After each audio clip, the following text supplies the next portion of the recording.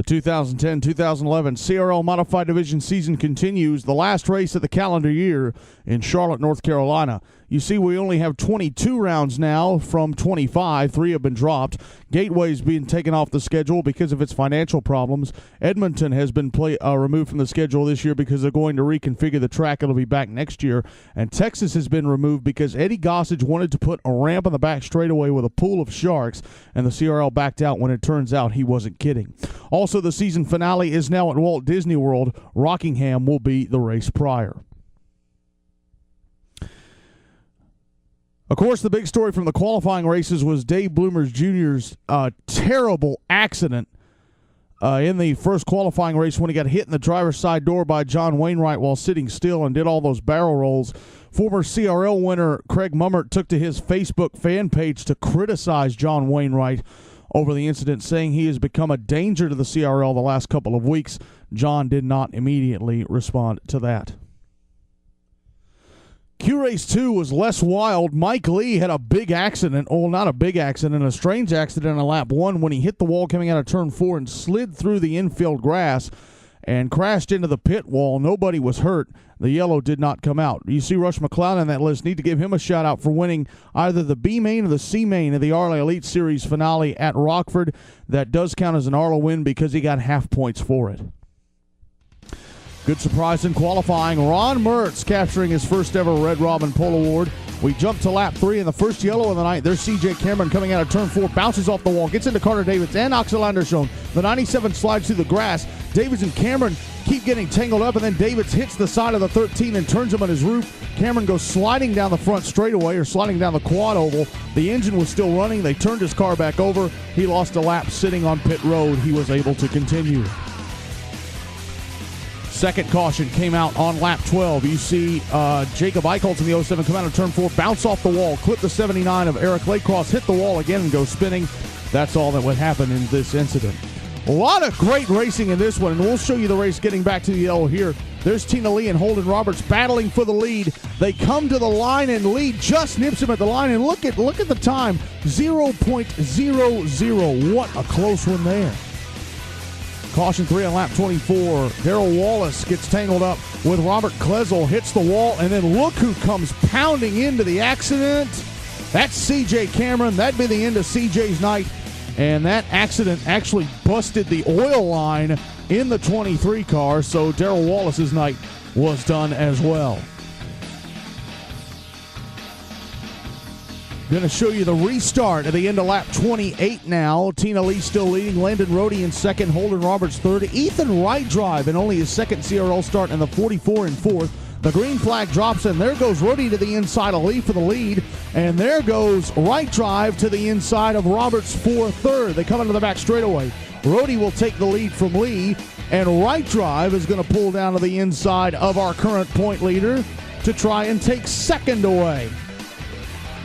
We flash forward to the end of this lap, and there is Right Drive to the inside of Lee, and watch Roberts get up behind him. He's going to push the 44 past the 33 of Landon Rohde. You see the yellow lights flashing. We'll show you the caution in a moment, but they go into turn number 1. Jen Walker trying to join in on the fight in the 89, and there goes Right Drive into the lead on the back straightaway.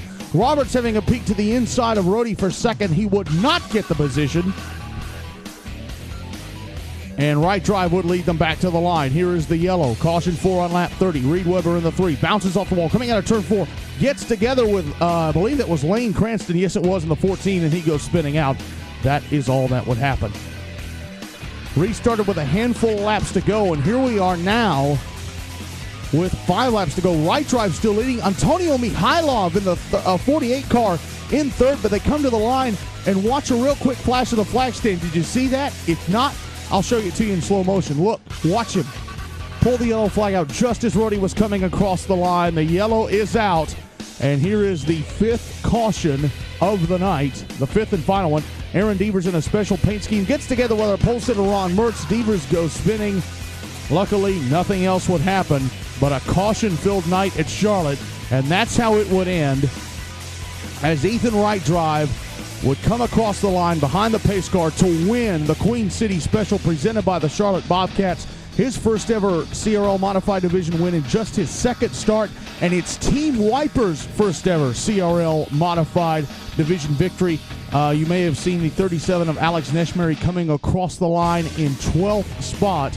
So a great finish for the young Canadian. There is Right Drive doing the burnouts. Only his second CRL start. He finished second last time out at USA International Speedway down in Lakeland, Florida, in the Central Florida Modified Trophy. So Right Drive CRL career getting off to a magnificent start.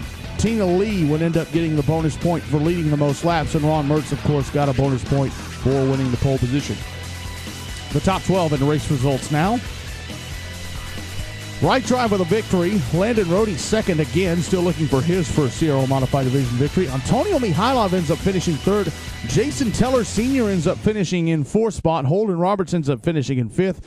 Tina Lee ends up finishing in sixth after leading the most laps. Jen Walker comes home a fine seventh. Salvatore Provenzano ends up finishing in eighth spot. Carl Loggins, two-time winner this year, finishes ninth. 10th for Brendan Malloy. John Hawk, second in points, finishes 11th. And picking up the final point is Alex Neshmary. Ron Mertz finished in 16th.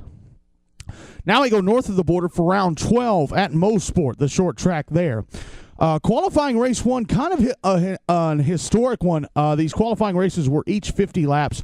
Larry Dimmick led the entire first half of the first qualifying race, then got passed by Alex Neshmary on lap 26, and Neshmary went on to lead the entire second half of the race on his way to victory. That's the first time in CRL Modified Division history that has ever happened. And as for Q Race 2, Gordon Moss lapped the entire field, but the story was Randy Robinson. He had a flat tire off the grid, had to pit, lost a lap, but as Moss was tearing through the field, lapping them, that was allowing Robinson to pick up passes for position, and he actually ended up finishing second behind Moss. By the way, this is a crucial race. Next up is the British Columbia Grand Prix, and the top 25 cars in owners' points will get into the show. They'll have a place in the show. They'll have one qualifying race. We'll talk more about that at the end of this one. Alexis Farr grabs her first ever Red Robin Pole Award. We get near to the end of the first third of this race, and look who's leading. Ethan Wright driving at 44, bidding for his second consecutive CRL Modified Division victory. This guy in only his third start in this race really turning a lot of heads and turning Team Wiper into a serious contender. Gotta wonder about Gordon Moss in that 49 car. Here is Chris Winter, started, I believe, 24th. He barely got into this race. He finished in the final transfer spot in Q Race 2.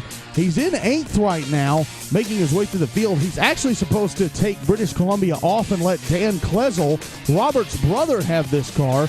Dan Klezel will be racing in the CRL next season. But if Chris can get up there and do something special, who knows? He might be in the car in British Columbia. Lap 36, Reed Weber pulls into the pits for good. He has a flat tire, and it's actually cracked the wheel. It's the left front that's the problem, and he has to pull out because of safety reasons. First caution on lap 45. There is Chris Winter in fourth, battling with the 04 of Mark Alpline. There's our pole sitter, Alexis Farr, coming out of turn 2. And she's going to break down and stall, and that will be the end of Alexis's race. She does get a bonus point for winning the pole. She dropped like a stone right off the green flag. Back to green flag action. Here is Chris Winter going to the inside of Taylor Bansma for third spot.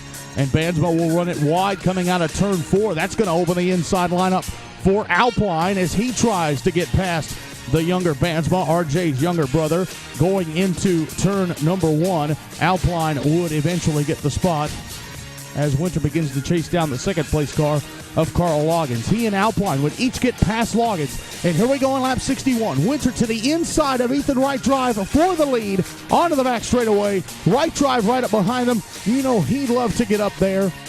And as they go into turn 3, Winter will complete the pass for the lead. He is in the lead. Alpine to the inside of Wright Drive for second. He would eventually make that pass as well.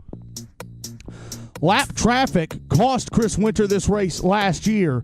Axel Andersson passing him in the final few laps to win it. But here he is with 11 laps to go, going to the inside of Kurt Shelton, Fred Richer in the 93, and David Sprague in the 31 up there as well. and he will get by Shelton and Richard going onto the front straightaway. There you see Outblind to the inside of Shelton. And watch what Richard does as they go into turn one. He's going to dive down to the inside line, block Outblind, and give Winter all the room he needs. And here's even better news for Chris. The race will end under yellow. Last year's winner, Axel Anderson, having a horrible day today, comes off of turn 4 with 4 laps to go. The valve breaks. He's past the pit entrance. He has no choice but to stop it on the track. And that is all Chris Winter is going to need, as he will come across the line behind the pace car and win the Hockey Canada Mosport Special to get his long-awaited first ever CRL Modified Division victory. Now the question is, will he race this car in British Columbia, or will he still have to give it over to Dan Klezel? And it no doubt secures him a place in the top 25 in owners' points so that he can race in BC next weekend. And Chris, he's been waiting forever to do those burnouts. He deserves them. No bonus points for this win, just like Right Drive at Charlotte. Right Drive actually led the most laps in this one to get the bonus point. And, of course, Alexis Farr picked up the bonus point for winning the pole position.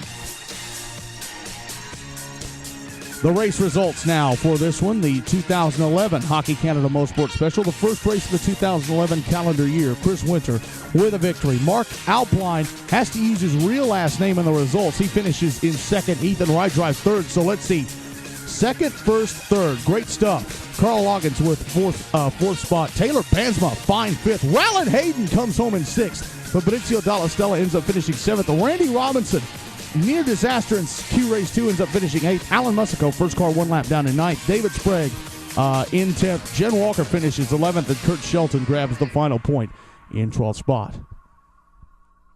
So the top 15 in points after 12 rounds. 10 to go now. Tina Lee still the leader. She didn't score in Mosport. John Hawkes didn't score in Mosport either. He's in second. Carl Loggins only 1 point back, though, in third. Fabrizio Dalla Stella still looking for a win. He's in fourth. Brandon Malloy still looking for a win. He's in fifth. Jen Walker still looking for a win. She's in sixth spot. Garth Davidson, he has a win. He's in seventh. Jacob Eichholz also has a win. He's in eighth. Ethan Right Drive up to ninth after only 3 races. Landon Rohde still looking for a win in 10th spot. Reed Weber looking for his second career win in 11th. Kurt Shelton has a win this year. He's 12th. So does Salvatore Provenzano in 13th. Chris Winter moves up to 14th with a win. And Carly Brubacher, who didn't qualify for this race after having a great last few races, now sits in 15th. Next up, the British Columbia Grand Prix. Like I said, top 25 in owners' points get into this special race. They will have a qualifying race where the top 17 will get into the big show, and they'll actually score points for it on a different scale. I'll explain that in the highlight video for the Q race next time.